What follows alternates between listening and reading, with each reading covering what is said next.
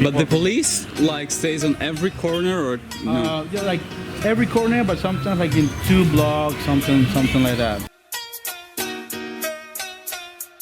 Yo fui criado por los magnates, manes que jugaron pa' vivir bien elegante. Mi papi y mis tíos, todos ellos eran gangsters, por eso con lo falso yo no quiero trance. Yeah, relatives, not just friends. Both friends and relatives who got involved in that crime path are now dead. Yo vengo de Panama. Hi, I'm in Panama City. A local friend and I are heading to El Chorrillo, the most criminal, most dangerous neighborhood in the country. A neighborhood that's been run by gangs for decades. People are afraid to come here. We're going to find out what the local people are doing, what the authorities are doing, and what the police are doing to improve the living conditions of the local people. El Chorrillo is like 30 years ago was like the most dangerous. El Chorrillo is like Brooklyn.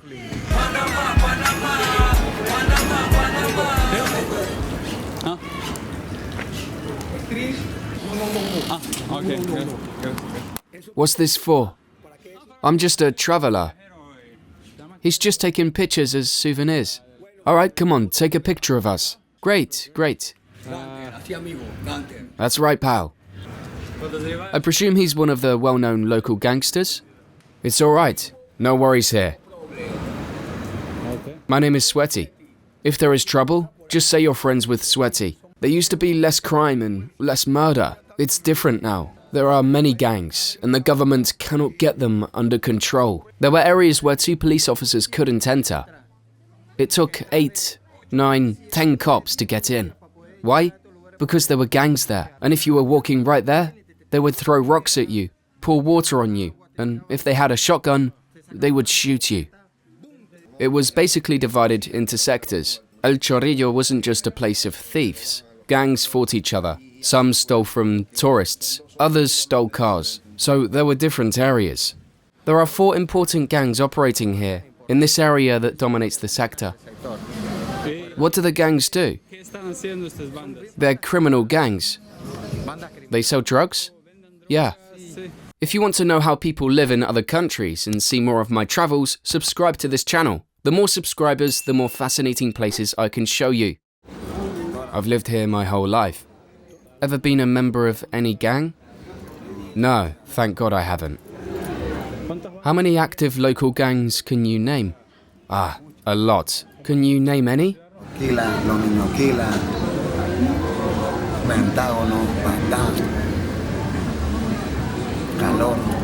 And all of them are here?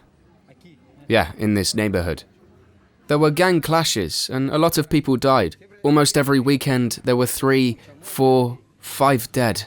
There were times when different gangs controlled areas on the same street, 15 feet away from each other. Did they kill people? Anybody? Innocent children? Old people?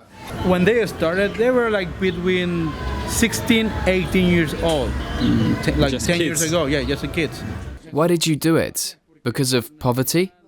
You know, it's all about the environment. We copied the patterns of behavior we saw. Other people do it, so I do it. And that's normal. Now, it's obvious it's not normal. But back then, it was normal for me. The U.S. Army, they came to find Manuel Antonio Noriega. That was in December 20, 1989. He was a general, but he had like something with Pablo Escobar. Because of him, they started to destroy the main office and then destroy some houses because they thought Manuel Antonio was like located in one of the houses. This is the one reason also why Chorrillo was really dangerous. What we are experiencing now is the consequences of having a lot of guns available on the streets. There is no other reason. This is the reason. Also, of course, many U.S. soldiers, they died also. And you can imagine like the guns, like every type of gun that they left. So people, Panamanian people, they have, you know, like they kept the guns. So they started now, like, you know, like to kill each other. So gang members start, you know, like they were like, oh, you killed my brother, you killed my cousin, something like that. At first, it was melee weapons, and before that, the fists. First the fists, then melee weapons, and now military weapons. It's all constantly evolving, and it can be used for either good or bad. Go. This is for my barrio, this is for my ghetto. Aquellos que nunca se conforman si no llegan de primero. This is for my people, this is for my ghetto. Aquellos que nunca dejan a su gente. He wants to socialize with the locals and find out what the daily life here is like. What? Beer? You've got kids here. We do free English classes every Wednesday at the police station. You're welcome to come. But for now, we are giving classes for the children at the police station here in the neighborhood of El Chorrillo. And the kids from the neighborhood, they come in after school, the afternoon program. Kids here go to school until noon in the morning. And they have nothing to do in the afternoon. So Victor has been instrumental in Dagmar in gathering all this together, and in the afternoons we teach them English.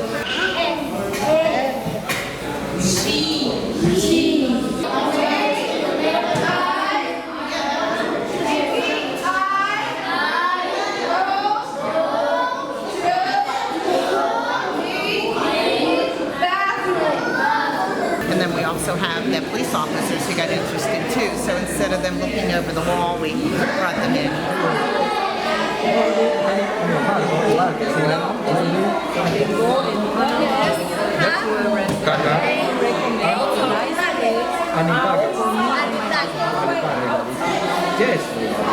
It was really, really cool to teach the cops, because you taught the cops a lot of Spanish, and they all wanted to know. I mean, like this guy right here. How you doing, man?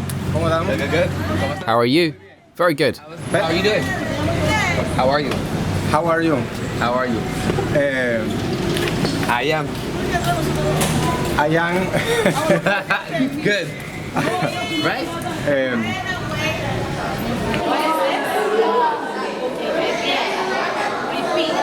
Do you like English? A little. Un poco? And what do you like more, football or English? What do you like more, football or English? Football.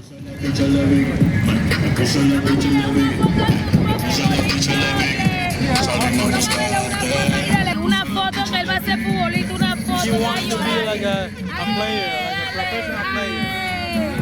professional player. I'm from the city where the sun burn like fire. We don't wear white tee, blue jeans and some Nikes. It's what vida, blue Jordan son chancletas every day. Donde hablamos al derecho y al revés. This is a local league, the neighborhood league. There's a list of teams playing over there.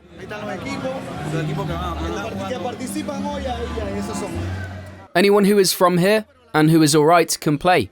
We don't play with those who come here and cause trouble. The thing is that here we work with children a lot. Because whatever you teach a child, an adult will know it later on. Of the players who have come to us since 2004, 10 or 12 have been nationally selected. Fidel Escobar is one of them. Now he is playing abroad, representing Panama. I want to go to, because there is a football player, professional player, and this is his house. Yes, the national team, the Panamanian team. And his name is Fidel Escobar. Is this Fidel Escobar's house? Come on in through here. This is the national team of Panama, okay? And this is Fidel Escobar. This is him. Over here. And here. So you see, like the poorest neighborhoods, always like they're like a hero. Like you say, like first of all, like the Panamanian hero. You know, he's playing in the States, one club in the United States. Now look, where he's living, this is his house. Sí, señores. Was he born here? Aquí en este cuarto, no nació en un hospital. Aquí usted lo tuvo. Cuando él a los 4 años, él tocó la bola, lloró, pero después ya después de eso como que esto es mío, esto es lo mío. Y ya lo fui creciendo y lo fui apoyando porque qué más podía hacer.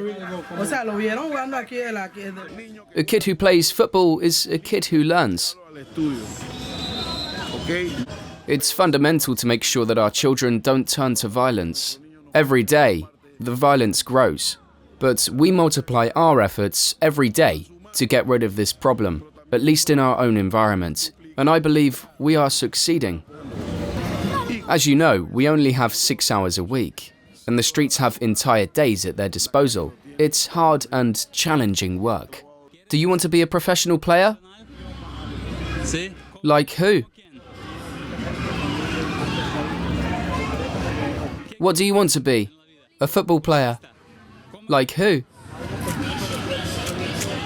Like Cristiano. This is for my barrio, this is for my ghetto. Aquellos que nunca se conforman si no llegan de primero. This is for my people, this is for my ghetto. I work at Fortaleza Tor, and the work we do has changed the perception that this place is dangerous.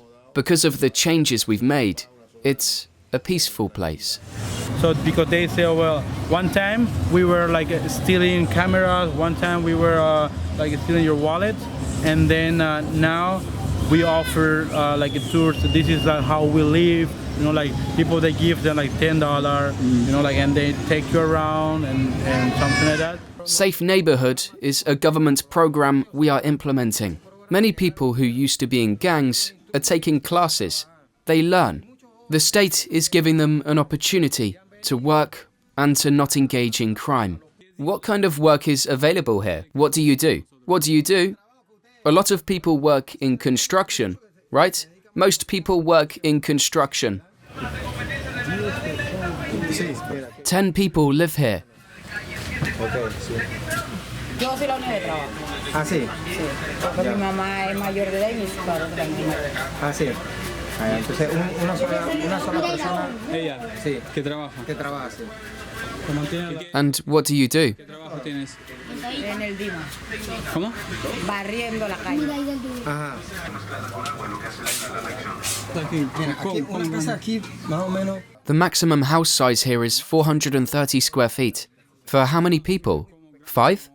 No, 5 is too low. 8 or more. Children, parents. There are many projects here, but they don't affect many people because you have to have a certain level of income to participate. Yes, that's true. Do you have electricity? It's nonsense. The electricity, the toilets, we don't have electricity here. They only take pictures and don't fix anything. There's an apartment here. You'll see what I mean. Let's go. Let's go. You'll see. This is my room.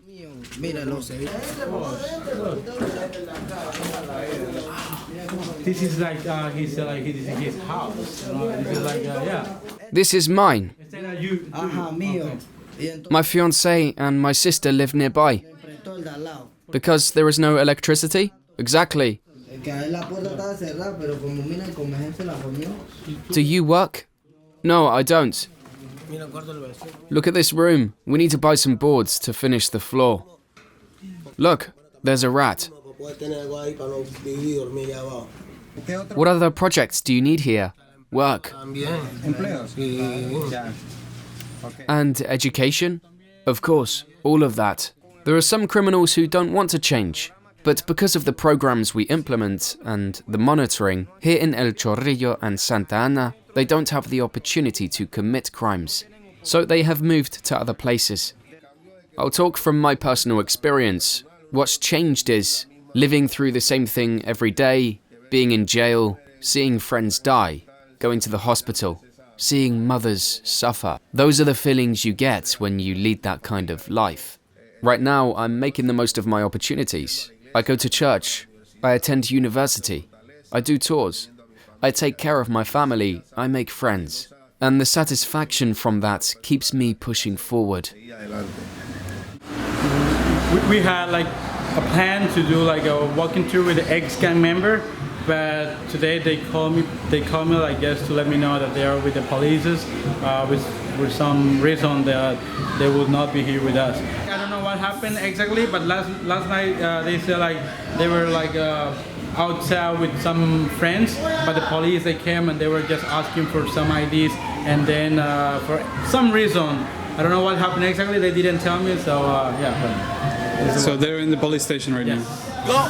This is for my barrio, this is for my ghetto. Aquellos que nunca se conforman si no llegan de primero. This is for my people, this is for my ghetto. Aquellos que nunca dejan a su gente por el suelo. This is for my barrio, this is for my ghetto. Aquellos que nunca se conforman si no llegan de primero. This is for my people, this is for my ghetto. Aquellos que nunca dejan a su gente por el suelo, por el suelo. Big Dan, my curfew's tight, and so I'll get straight to it. Damn right, I'm with this ghetto, and barrio power movie, cause it's ghetto bored. It's big guerra en mi barrio, cocinando heroína, traficando en mi esquina, cocaína y marihuana. Hey, I bet I know, de frontas técnicas Tijuana. This is por los paleteros.